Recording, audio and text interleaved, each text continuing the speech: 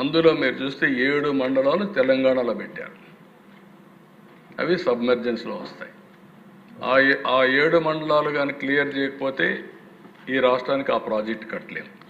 కేంద్రం అనుకున్నా కట్టే పరిస్థితి ఉండదు. రెండోది దేశ ఈ 7 మండలాలు కట్ ఆఫ్ డేట్ ఉంది. ఆ రోజు జూన్ 2వ తారీఖున మనకు విభజన రోజు కట్ ఆఫ్ డేట్. ఆ రోజు దాటితే 2 రాష్ట్రాలు స్వయం ప్రతిపత్తి అంటే అటానమస్గా ఉంటాయి. ఆ తర్వాత ఏ నిర్ణయం తీసుకోవాలన్నా తెలంగాణ రాష్ట్రం ఒప్పుకోవాలి. ఆ సందర్భంలో నేను ఒకటే రిక్వెస్ట్ చేశాను ప్రధానమంత్రి గారిని, కేంద్రాన్ని. నేను ఇది కూడా మీరు చేయకపోతే నేను ప్రమాణ స్వీకారం చేసి అపహాస్యం కావడానికి సిద్ధంగా లేను. ఈ 7 మండలాలు ఇవ్వకపోతే నేను ప్రమాణ స్వీకారం చేయనని చాలా స్పష్టంగా చెప్పాను.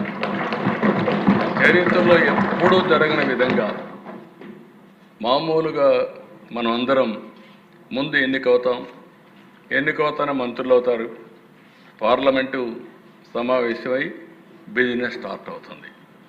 కానీ ఆ రోజు పార్లమెంట్ సమావేశానికంటే ముందు ఆర్డినెన్స్ తీసుకొచ్చి ఆ ఆర్డినెన్స్ ఇచ్చిన తర్వాత పార్లమెంట్ సమావేశాలు పెట్టారంటే ఈరోజు ఆ ప్రాజెక్టు పూర్తి అయిందంటే ఆ రోజు ఎన్డీఏ ప్రభుత్వం చొరవ తీసుకున్నారు కాబట్టి అయింది తప్ప దానికి మనస్ఫూర్తిగా ఇప్పుడు కూడా నేను ప్రధానమంత్రి నరేంద్ర మోడీ గారిని అభినందిస్తున్నానని చెప్పి నేను తెలియజేస్తున్నాను. ఆ డెసిషన్తో దిశ ఈరోజు ఈ ప్రాజెక్టు ముందుకెళ్ళింది. చాలా సమస్యలు ఉన్నాయి ఆ ప్రాజెక్టులో, మామూలు సమస్యలు కాదు.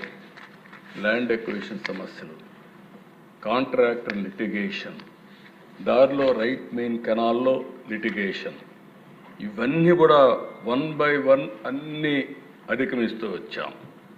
2013కి మీరు చూస్తే 72% పూర్తి చేశాం. 19కి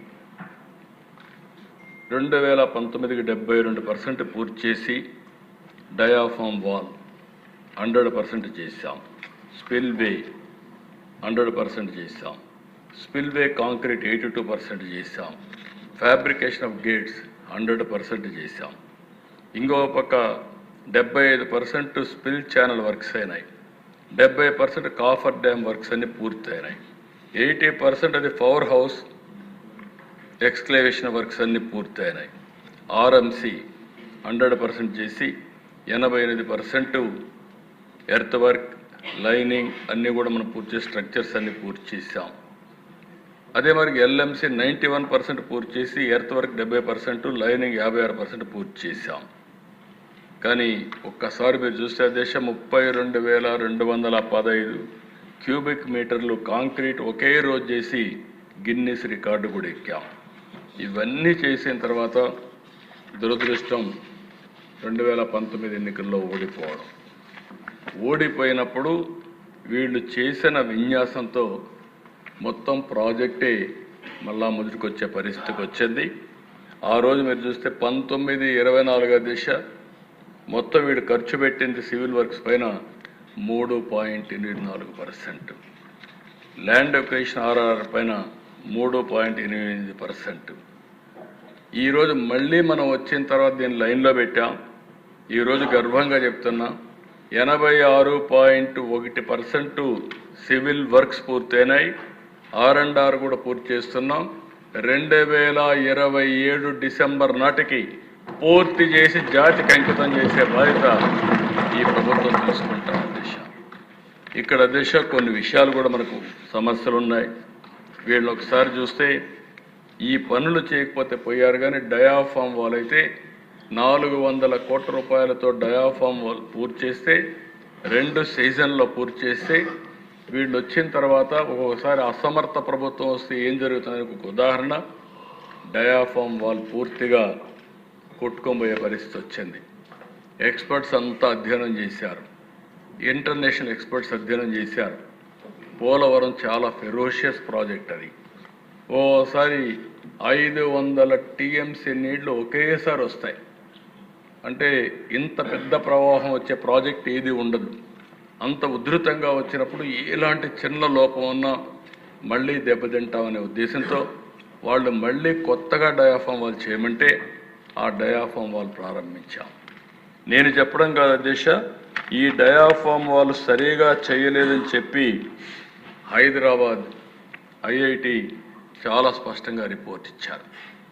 కేంద్రం చాలా స్పష్టంగా మీరు అనవసరంగా కాంట్రాక్టులు మారుస్తున్నారు, మనుషులు మార్చేస్తున్నారు, ఈ ప్రాజెక్ట్ చాలా ప్రమాదమైన ప్రాజెక్టు, ఇలాంటి సమయంలో సున్నితమైన ప్రాజెక్ట్ని ఈ విధంగా చేయడం మంచిది కాదు, వెయిట్ చేయమని చెప్పినా వినకుండా ఇష్టానుసారంగా చేసి కడాన దాన్ని మునిగిపోయే పరిస్థితి వస్తే ఇప్పుడు 400 కోట్లతో కట్టిన డయాఫామ్ వాళ్ళకి 1000 కోట్లు ఖర్చు పెట్టే పరిస్థితికి వచ్చాం. అదనంగా 1000 కోట్లు అయింది, టైం అంతా ఇదైంది. వచ్చిన తర్వాత ఇప్పటికి మళ్ళీ స్పీడప్ చేసి 52% పూర్తి చేశాం. డిసెంబర్ 25 నాటికి డయాఫామ్ వాల్ పూర్తవుతుందని ఈ హౌస్ ద్వారా రాష్ట్ర ప్రజానీకానికి విజ్ఞప్తి చేస్తున్నానని కూడా నేను మీకు తెలియజేస్తున్నాను.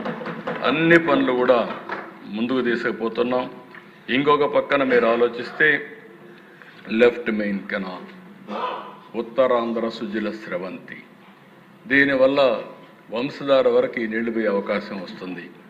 అలాంటి ప్రాజెక్ట్ని ఈ సంవత్సరం మళ్ళీ స్ట్రీమ్లైన్ చేసిన తర్వాత 960 కోట్లతో టెండర్లు పిలిచాం. ఇది 75% వర్క్లు కూడా పూర్తయినాయి. తొందరలోనే దీన్ని పూర్తి చేసి ఉత్తరాంధ్రకు నీళ్ళు ఇచ్చే బాధ్యత ఈ ప్రభుత్వం తీసుకుంటాం. అక్టోబర్లోనే అనకాపల్లి వరకు ఈ నీళ్లు తీసుకుని పాయకరావుపేట అనకాపల్లి వరకు ఈ నీళ్లు తీసుకుపోయే బాధ్యత తీసుకుంటామని చెప్పి కూడా నేను మీకు తెలియజేస్తున్నా. అదే మరి అధ్యక్ష, 1,00,000 ఎకరాలకు గాను 87,000 ఎకరాలు ల్యాండ్ అక్విజిషన్ చేశాం. అదే మరిగా ఒకేసారి 894 కోట్ల రూపాయల ప్రాజెక్టు డిస్ప్లేస్డ్ ఫ్యామిలీస్ డబ్బులు ఇచ్చాం. అన్నీ కూడా సిద్ధం చేసి వీలైనంత తొందరలో, అంటే నేను చెప్పిన ప్రకారం 2027కి ఇది పూర్తి చేస్తాం. ఈ పనులన్నీ మీరు చూసినప్పుడు మీకు ఒక ఐడియా వస్తుంది. ఇది new diaphragm wall works are in progress, ground improvements by vibro compaction works are అన్నీ కూడా ప్రోగ్రెస్లో ఉన్నాయి. అధ్యక్ష, నెక్స్ట్ పిక్చర్. ఇది ఇంకొక వ్యూ అధ్యక్ష. ECRF dam gap 1 rockfill embankment works are in progress. ఇది coffer dam buttress works completed. Next, ఇది కూడా canal excavation in deep cut portion 112 నుంచి 113 కిలోమీటర్లు Polavaram left main canal. Next, ఇక్కడ మీరు ఒకసారి చూస్తే అధ్యక్ష, లెఫ్ట్ మెయిన్ కెనాల్ పూర్తవుతుంది. రైట్ మెయిన్ కెనాల్ మీరు చూసినప్పుడు పట్టిసీమ లిఫ్ట్ ఇరిగేషన్. ఇది ఓసారి అనిపిస్తుంది అధ్యక్ష, కొంతమంది ఎన్ని విధాలు అడ్డం పడతారో ఇది ఒక ఉదాహరణ. నేను వాళ్ళ మాటలు కూడా మీకు ఒకసారి వినిపిస్తాను. ఆ రోజు అధ్యక్ష, పోలవరం రావడానికి 4-5 ఏళ్ళు పడుతుంది, కానీ కృష్ణా డెల్టాకు నీళ్లు లేవు, రాయలసీమకు నీళ్లు లేవు.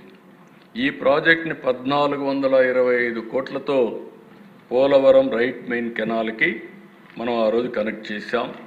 అది మీరు చూస్తే 1 TMC నీళ్ళని కనెక్ట్ చేశాం.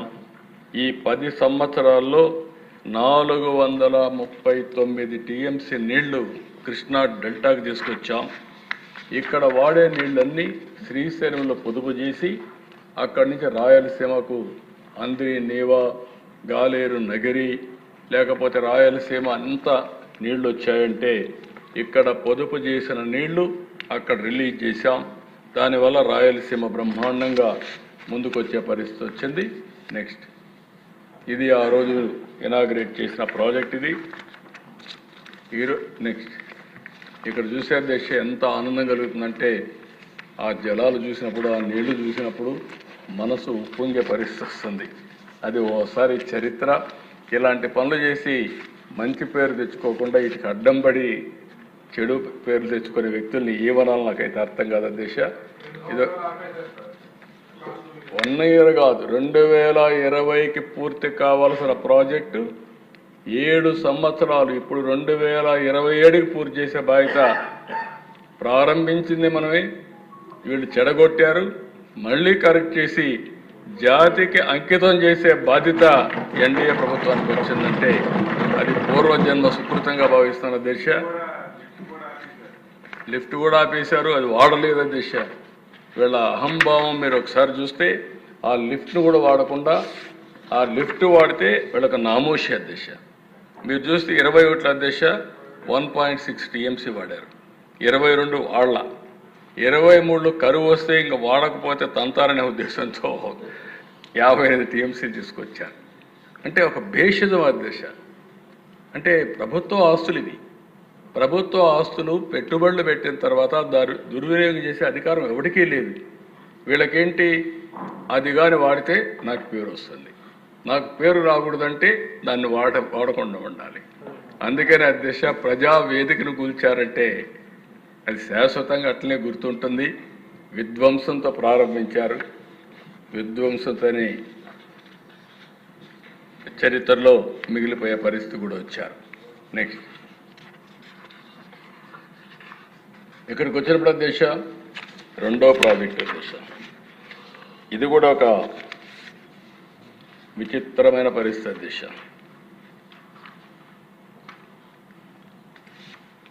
అందిరి నీవా ఓసారి 87లో ఎన్టీ రామారావు గారు అందిరి నీవా సంకల్పించారు. అప్పట్లో మనందరం కూడా ఒకసారి గుర్తుపెట్టుకోవాలి, ఒక ఇంజనీర్